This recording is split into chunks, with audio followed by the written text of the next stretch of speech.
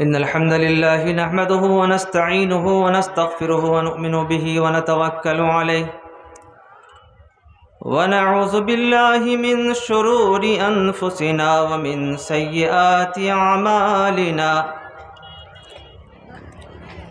من يهده الله فلا مضل له ومن يضلله فلا هادي له وأشهد أن لا إله إلا الله وأشهد أن محمدا عبده ورسوله فإن خير الحديث كتاب الله وخير الهدي هدي محمد صلى الله عليه وسلم وشر الأمور محدثاتها وكل محدثة بدعة وكل بدعة ضلالة وكل ضلالة في النار أعوذ بالله من الشيطان الرجيم بسم الله الرحمن الرحيم كل نفس ذائقة الموت وإنما توفون أجوركم يوم القيامة فمن زحزح عن النار وأدخل الجنة فقد فاز وما الحياة الدنيا إلا متاع الغرور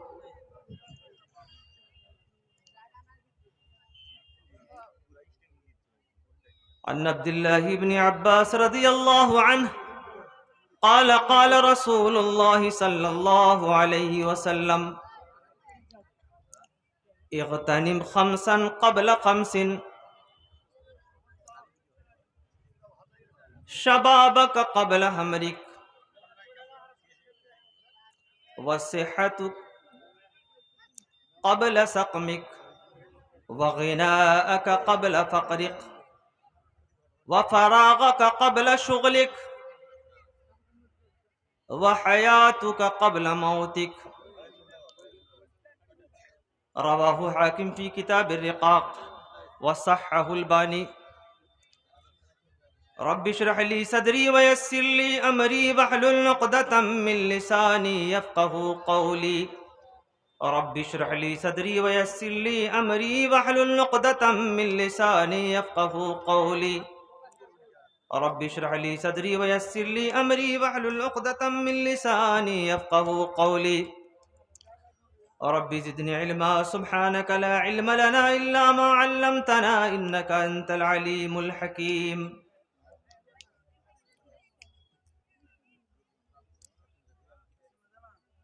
जो किरदारो अमल अपना शरीयत से सजाता है जो किरदारो अमल अपना शरीयत से सजाता है ज़माना उसे को सर आँखों पे इज्जत से बिठाता है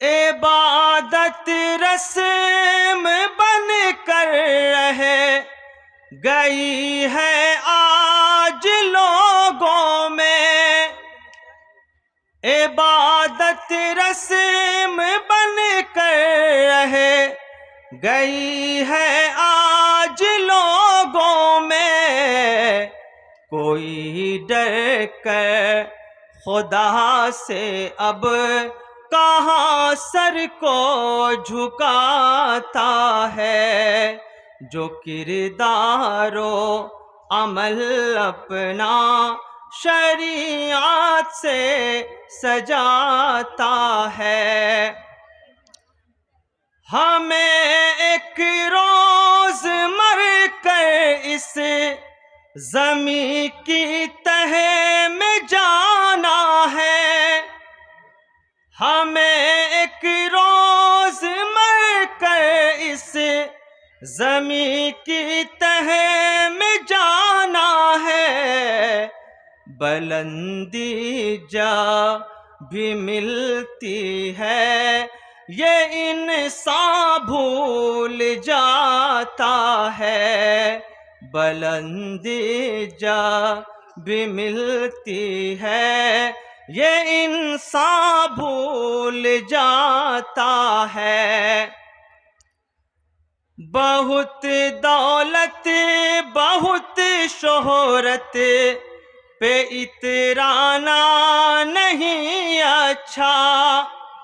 बहुत दौलत बहुत शोहरत पे इतराना नहीं अच्छा। जिसे मिलती है ये नेमत उसे रब आजमाता है। जिसे मिलती है ये नेमत उसे रब आजमाता है।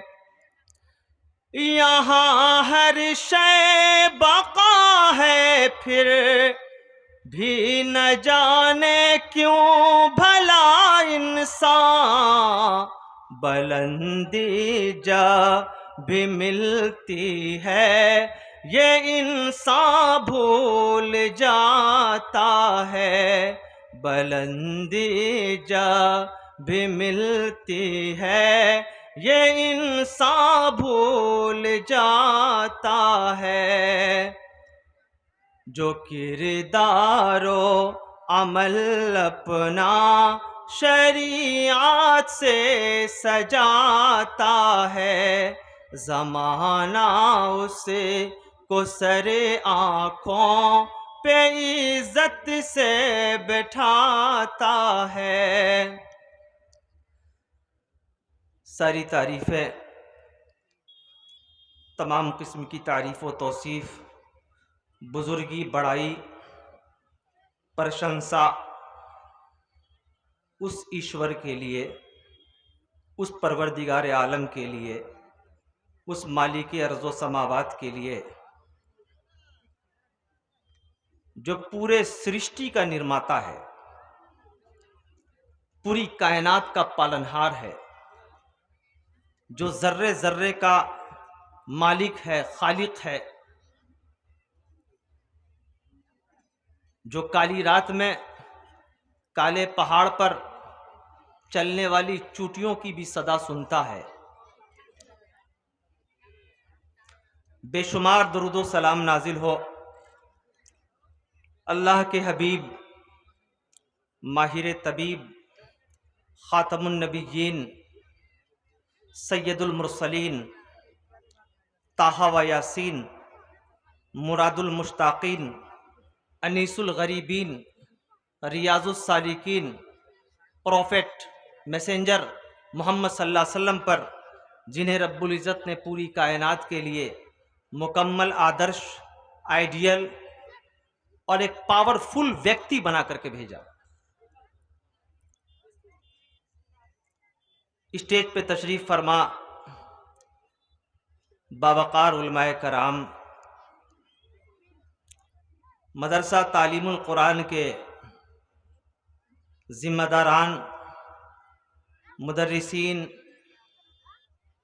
बच्चे, अज़ीज़ तलबा, कौम की मुक़द्दस शहज़ादियाँ, दूर दराज इलाक़े से आई हुई हमारी माँ और बहनें, शाम से ही आप गालिबन या दिन से प्रोग्राम आप सुन रहे हैं, समात कर रहे हैं, अभी तक बैठे हुए हैं। रात के तकरीबन 12:30 बजने को है।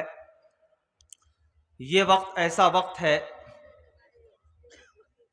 जब फरिश्ते आसमाने दुनिया के आखिरी हिस्से में आने को तैयार होते हैं, बल्कि चले आते हैं और रहमत की सदाएं लगाते हैं। आपने अलग अलग अनावीन पर, अलग अलग टॉपिक पर, अलग अलग विषय पर आपने तकरीरें सुनी और आप जिंदा दिली के साथ बैठे हुए हैं।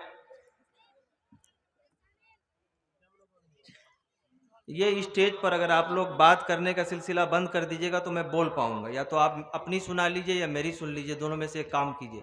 मैं वैसा इत्तेफाक से आदमी नहीं हूँ कि आप कुछ बोलते रहिएगा, मेरे कान में कुछ आवाज़ आती रहेगी और मैं बोलता रहूँ, तो मुझसे वो हो नहीं पाता है। प्रॉब्लम यही है। इसीलिए मैं आप लोगों से गुजारिश है, निवेदन है कि मैं जितनी देर बोल रहा हूँ, अगर मैं आपको भारी लगने लगूँ तो आप मुझे बोलिएगा, मैं अपनी तकरीर ख़त्म कर दूँगा।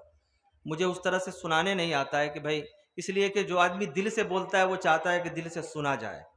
फॉर्मेलिटी निभाने के लिए तो भाई कहीं भी खड़े हो जाइए, काम कर दीजिए, चले जाइए। मुझे इसकी कोई परवाह नहीं है कि आप मेरी कितनी खिदमत करेंगे नहीं करेंगे। अगर 10 मिनट भी अगर मेरी बात आप सुन लेंगे तो आपकी मेहरबानी होगी।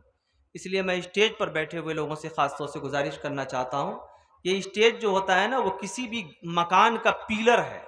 अगर पिलर कमज़ोर हो जाए तो पूरी इमारत कमज़ोर हो जाती है। इसलिए प्रोग्राम को कामयाब बनाने में श्रोताओं से, जनता से ज़्यादा माना रखता है कि स्टेज पर शांति बहाल रखा जाए। या अगर कोई बहुत, जैसे अगर बाराती आ गया हो और बोलिए कि भाई कोमरा अभी हम रोप रहे हैं, कोमरा जानते हैं ना, वो कद्दू से बड़ा होता है, तो उसको रख दिया कि भाई अब ये फल रहा है, ये पकेगा, बड़ा होगा, उसके बाद आपको पका के खिलाएंगे। तो पता चला कि जो बाराती बारात में आया था उसके उस वक्त तक बच्चे पैदा हो जाएंगे जब तक कि वो कोमरा बड़ा हो। बहरहाल माइक साउंड वगैरह बड़ा माना रखता है। बहरहाल मैं जिक्र ये कर रहा था कि जितनी देर मैं आपके सामने हूँ आप मुझे मोहब्बत से सुन लीजिएगा तो आपकी बड़ी कृपा होगी। इसलिए कि वो दूसरी जगह होता है कि कोई सर्कस दिखाने वाला सर्कस दिखा रहा हो, आप खड़े हैं, कुछ लोग ताली बजा रहे हैं, कुछ लोग पान खा रहे हैं, कुछ लोग सिगरेट पी रहे हैं, कुछ लोग हल्ला कर रहे हैं, कुछ भी, लेकिन सर्कस वाला दिखाता रहता है। वो इत्तेफाक से हम लोग कर नहीं पाते। आप सुनिएगा तो बड़ी मेहरबानी होगी। अब मैंने कह दिया, मुझे बिल्कुल बुरा नहीं लगता है। जहाँ मेरी तकरीर आपको लगे कि नहीं ये मौलाना ज़्यादा टाइम पास कर रहे हैं, आप वहीं पे पर्ची दे दीजिए। मैं बहुत शरीफ आदमी हूँ, शराफत से तकरीर ख़त्म करके बैठ जाऊँगा, मुझे कोई दिक्कत नहीं है। मुलाहिज़ा फरमाइए। तो मैं ये जिक्र कर रहा था कि अल्लाह तबारक व तआला का बहुत शुक्र व एहसान है कि आप यहाँ पे बैठे हुए हैं। हमारी माँ बहनें भी बैठी हुई हैं। मैं अपनी माँ और बहनों को जब देखता हूँ सड़कों पे आते जाते हुए, बेचारी परेशान, जलसा सुनने के लिए, अल्लाह और रसूल की दावत को सुनने के लिए, जहन में उतारने के लिए बैठी रहती है, मुझे ज़ाती तौर पे बहुत खुशी होती है। अल्लाह तबारक व तआला हमारी माँ और बहनों को सलामत रखे, अपनी हिफाजत में रखे। आज के इस प्रोग्राम के अंदर मैंने जिस मौजू का इंतखाब किया है, जो टॉपिक सेलेक्ट किया है मैंने, वो है फिक्र आखिरत।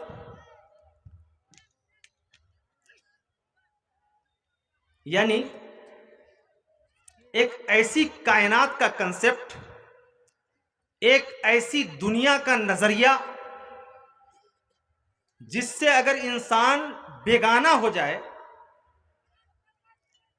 तो जिंदगी का पूरा निजाम खराब हो जाता है। इसी मुनासबत से मैंने कुरान हकीम की आयत पढ़ी है कि अल्लाह तबारक व तआला ने मौत के जिक्र के जस्ट बाद, फौरन बाद कहा कि फमन ज़ुहज़िया अनिन नारि व उदखिलल जन्नत फ़क़द फ़ाज़ व मल हयातुद दुनिया इल्ला मताउल गुरूर।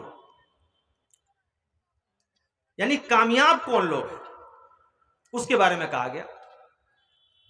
मैं आपसे यह सवाल करूं कि कामयाब कौन लोग हैं, तो आप ये कहेंगे कि मेरे गांव में जो मुखिया जी हैं वो बहुत कामयाब है।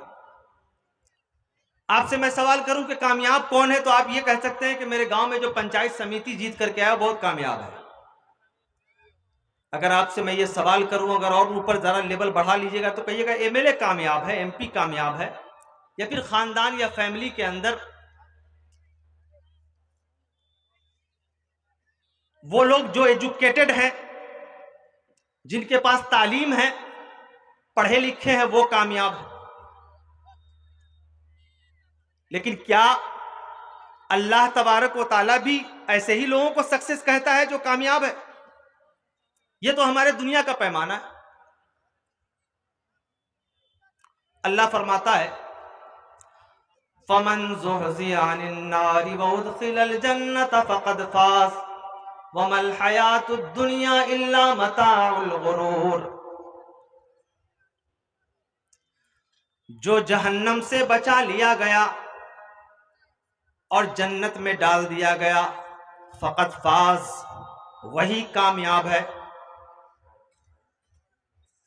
हम चाहे चीखते रहें, चिल्लाते रहें कि हमारे गांव का मुखिया कामयाब, हमारे गांव का पंचायत समिति कामयाब, हमारे इलाके का जिला पार्षद कामयाब, हमारे इलाके का पंचायत समिति कामयाब, हम चीखते रहे कि हमारा जो बेटा है वो डॉक्टर बना है वो कामयाब। अल्लाह फरमाता है कि नहीं नहीं, जो जहन्नम से बचा लिया गया और जन्नत में वो उदखिलल जन्नह, और जन्नत में दाखिल कर दिया गया, वही कामयाब। अल्लाह के रसूल ने एक मर्तबा फरमाया कि लोगों, जानते हो कि तुम में अक्लमंद इंसान कौन है? मैं अगर आपसे ये सवाल करूं कि जरा मुझे बताएं कि अक्लमंद आदमी कौन है, आप कहेंगे कि जो दिन रात बैठ करके लोगों को चूना लगाता रहता है। चूना लगाना समझते हैं? इसकी टोपी उसके सर, उसकी टोपी उसके सर, जो चूना लगाता रहता है। यानी ये बोले कि साहब मैं आपको 2000 रुपया आप मुझे दीजिए, मैं वापस दूंगा तो 500 रुपया बढ़ा करके दूंगा। आपको भी वही बोला, दूसरे को भी वही बोला, तीसरे को भी वही बोला, चौथे को भी, पांचवें को भी, छठे को भी, 15-20 आदमी को इसी तरह चूना लगाया। और चूना लगाने के बाद किसी दूसरे इलाके की तरफ रुक करके कूच कर गया, उसने उस इलाके को छोड़ दिया। अब तलाश करते रहिए कि वो 500 रुपया मेरा बढ़ करके मिलेगा, तो वो चूना लगाने वाला हुआ। और आजकल तो नेट के जमाने में खासतौर से एक एक कदम पे चूना लगाने वाला मोबाइल पे फोन करेगा कि साहब आपका एटीएम नंबर चाहिए। पूरा का पूरा ग्रुप घूम रहा है, फोन करेगा कि आपका एटीएम नंबर चाहिए, इसलिए कि आपका एटीएम बहुत जल्द बंद होने वाला है। अपना आधार कार्ड बनाइए, बताइए आपके आधार कार्ड का नंबर क्या है। आपके मोबाइल पर ओटीपी जाएगा, आप बताएंगे। ऐसा लोग बोलते हैं, अगर इत्तेफाक से कम पढ़ा लिखा आदमी हुआ तो फौरन बता देता है। कभी कभी तो लोग यहां तक कहते हैं कि साहब जल्दी से अपना एटीएम नंबर बताइए, आपके अकाउंट में 1 लाख रुपया गवर्नमेंट की तरफ से या फलानी कंपनी की तरफ से ट्रांसफर होने जा रहा है। लोग कहते हैं वो अक्लमंद है। अल्लाह के रसूल जनाब मोहम्मदुर रसूलुल्लाह सल्लल्लाहु अलैहि वसल्लम ने फरमाया कि लोगों, अक्लमंद वो इंसान नहीं है जो रिश्वत खाता है, चोरी करता है, डकैती करता है, लोगों को चूना लगाता है, बेवकूफ बनाता है। अल्लाह के रसूल ने फरमाया कि अक्लमंद इंसान वो है जो ऐसा अमल करता है जो अमल उसको आखिरत में काम दे, आखिरत में उसको काम दे अल्लाह के यहां, वही सबसे अक्लमंद इंसान है। अल्लाह के रसूल फरमाते हैं कि बेवकूफ इंसान कौन है जानते हो? जो ख्वाहिशों के पीछे भागता है, जो हमेशा अपने दिल के अंदर, जो शैतान उसको चारों तरफ से हमला करके उसके दिल के अंदर जो गलत ख्याल डाल रहा है। मिसाल के तौर पर मस्जिद से मुअज्जिन ने अज़ान की आवाजें पुकारी हैं, अल्लाहु अकबर अल्लाहु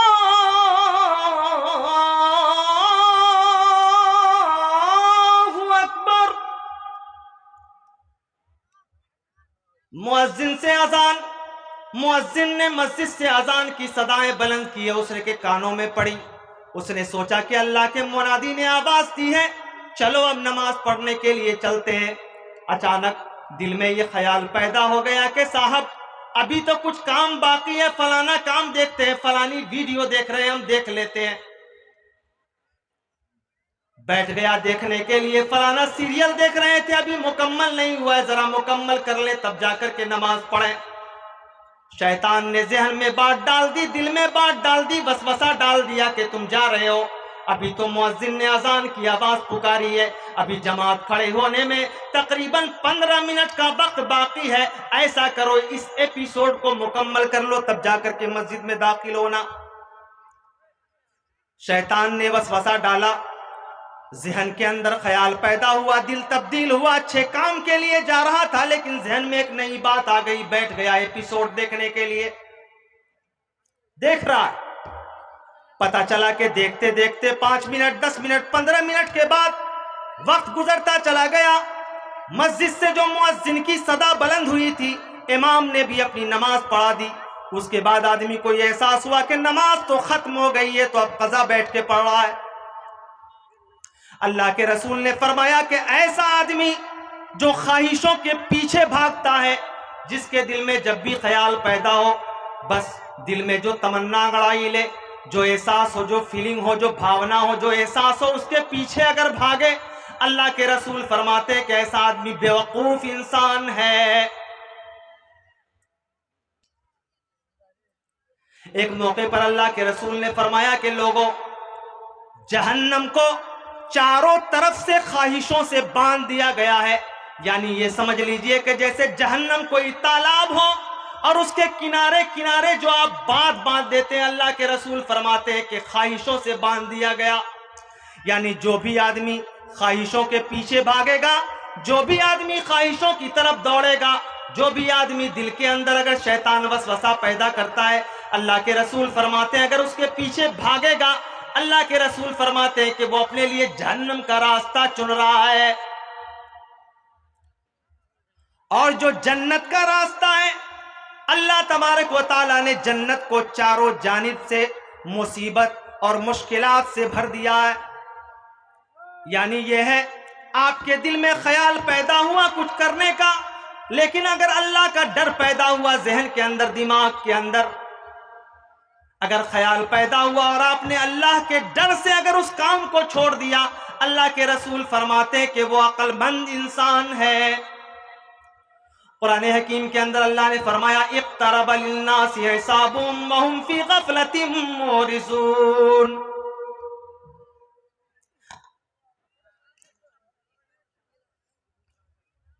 अल्लाह फरमाता है कि लोग ये समझते हैं कि हिसाबो किताब का वक्त नहीं आया, हालांकि हिसाबो किताब का वक्त करीब है। वहुम फी गफलतिम मुरिसून, और लोग गफलत में पड़े हुए हैं। लोग गफलत में, उसको एहसास नहीं है। आपको एक बात बताऊं कि ये जो ख्वाहिशों का सैलाब होता है जहन के अंदर, दिमाग के अंदर, ये कभी रुकता नहीं है। एक इंसान अगर एक मर्तबा गलत कर ले तो बार बार उसके दिल के अंदर, जहन के अंदर गलती का ख्याल पैदा होता है।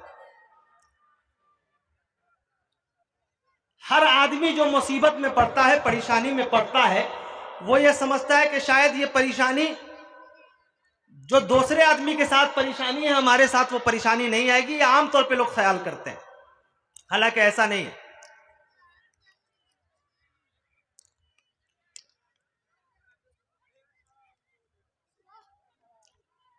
अभी आप देखिए, जो तुर्की के अंदर, शाम के अंदर जलजला आया,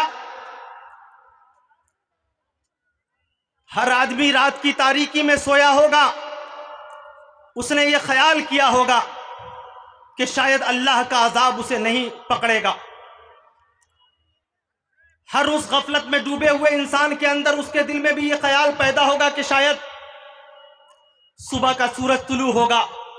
अच्छी ख्वाहिशें थी, अच्छी तमन्ना थी, अच्छी आरजू थी, वो सोया था इसी ख्याल में कि सुबह होगा, सुबह होगी, लोग जागेंगे और मेरा ये ख्याल है, मेरी ये ख्वाहिश है, मेरी ये तमन्ना है, मेरी ये आरजू है, हम ये पूरी करेंगे। लेकिन ऐसा नहीं हुआ। अचानक से जलजला आया, लोग जमीन के नीचे दब गए। अल्लाह फरमाता है कुरान हकीम के अंदर, या अय्युहन्नासु इत्तक़ू रब्बकुम इन्न ज़लज़लतस्साअति शैउन अज़ीम यौम तरौनहा तज़हलु कुल्लु मुर्ज़ियतिन। अल्लाह फरमाता है कि लोगों, डरो उस दिन से, कयामत के जलजले से, कयामत की हौलनाकियों से, कि आलम यह होगा कि अल्लाह तबारक व तआला एक ऐसा मंजर बर्पा करेगा कि लोग परेशान हाल होंगे। हाल यह होगा कि हमलज़दा औरतें अपने बच्चे को, हमल को गिरा देंगी, और गोदी में लिए हुए लोग जो माएँ होंगी, वो अपने बच्चे को भूल जाएंगी। मैक में कोई प्रॉब्लम है?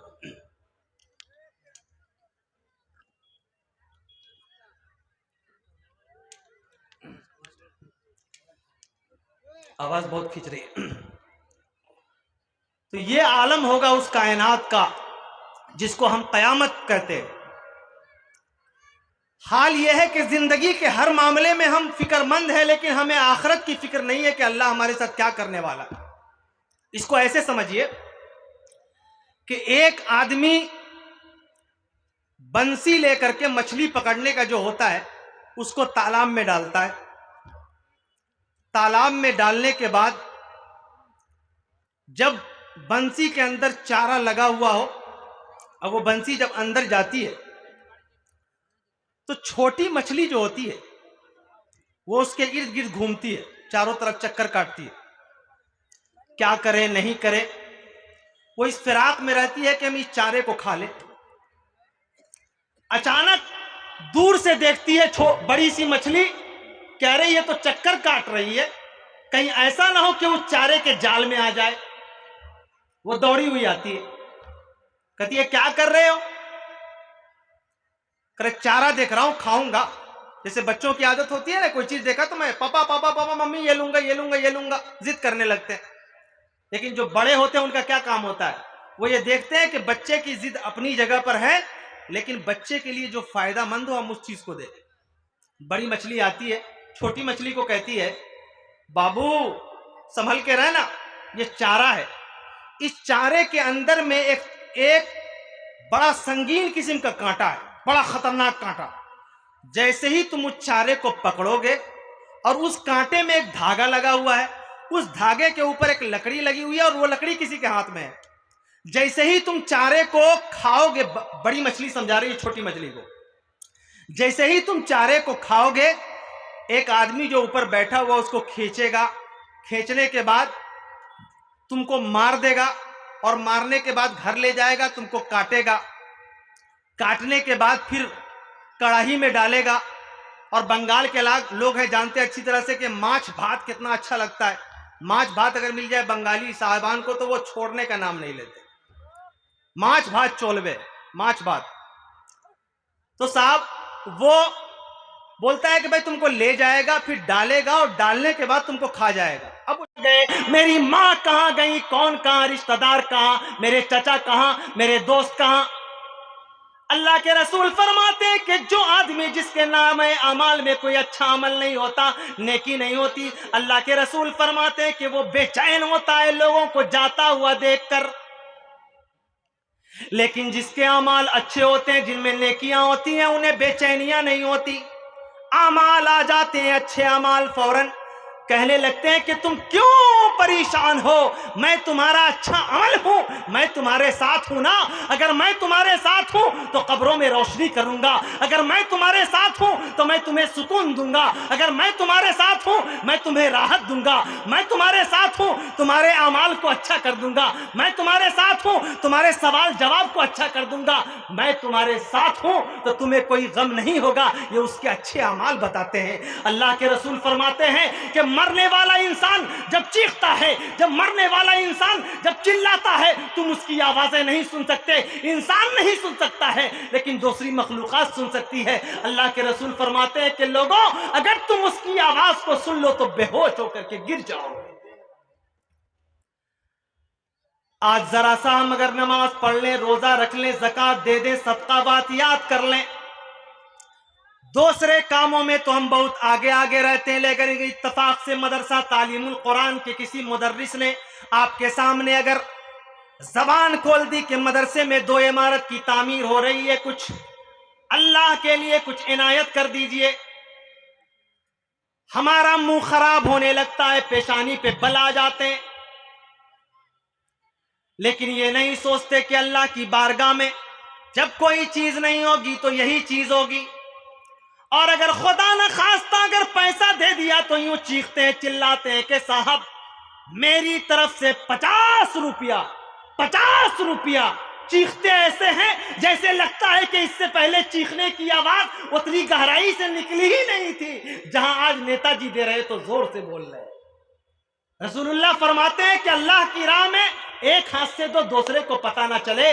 अल्लाह तबारक व तआला के नजदीक नुमाइश नहीं है, प्रदर्शन नहीं है, अमल वही बेहतर है जो दिल की गहराई से दिया जाए, अमल वही बेहतर है जो दिल की अथाह समंदर से दिया जाए। अल्लाह के रसूल फरमाते हैं दाएं हाथ से दो, बाएं को खबर ना हो, तब वो अमल काबिल कबूल है। आज लोग बड़े इतराते हैं हमारी नमाजें ऐसी हैं, अगर इत्तेफाक से 2-3 वक्त की नमाज अगर आपने पढ़ ली है तो इतने गुरूर में मुब्तला रहते हैं और ये सोचते हैं कि साहब अब तो हमारे लिए अल्लाह की जन्नत आसान है, फरिश्ते हमारे इंतजार में बैठे हुए हैं। लेकिन सहाबे कराम का ऐसा मामला नहीं था। हजरत मुआज़ इब्ने जबल मशहूर सहाबी रसूल हैं, अल्लाह के रसूल से एक मरतबा मुलाकात हुई, देखा कि मुआज़ इब्ने जबल का चेहरा सूखा हुआ है, मुआज़ इब्ने जबल का चेहरा सर्द पड़ा हुआ है। मुआज़ इब्ने जबल से रसूलुल्लाह को बड़ी मोहब्बत थी। कहा मुआज़ इतना चेहरा तुम्हारा सूखा हुआ क्यों है? मुआज़ तुम्हारे सर के बाल सफेद हो रहे हैं, मुआज़ क्यों इतने पीले पड़ रहे हो? मुआज़ इब्ने जबल ने फरमाया अल्लाह के रसूल आखिरत की याद सता रही है। अय अल्लाह के रसूल मैं ये चाहता हूं कि अल्लाह की जन्नत मेरे लिए आसान हो जाए। ये कौन बोल रहा है? वो जिसने अपनी जागती हुई आंखों से रसूलुल्लाह को देखा था, वो रसूलुल्लाह जिसे ईमान की हालत में अगर कोई शख्स देख ले अल्लाह की दोज़ख उसके ऊपर हराम हो जाए। वो रसूलुल्लाह जिन्हें देखने के बाद इंसान को कोई दुनिया याद नहीं आती थी। वो रसूलुल्लाह जिनकी सोहबत में बैठने वाला एक इंसान लगता था कि लम्हों में सदियां जी लिया है। क्या सहाबे कराम की जमात नमाजें नहीं पढ़ती थी? अल्लाह के रसूल के साथ रहने वाले लोगों से ज्यादा भी कोई मुत्तकी और परहेजगार हो सकता है? रात रात भर दिन में अल्लाह की राह में जिहाद और रात की तारीकी में सजदे में रख कर के सर रोते थे, बेतहाशा रोते थे।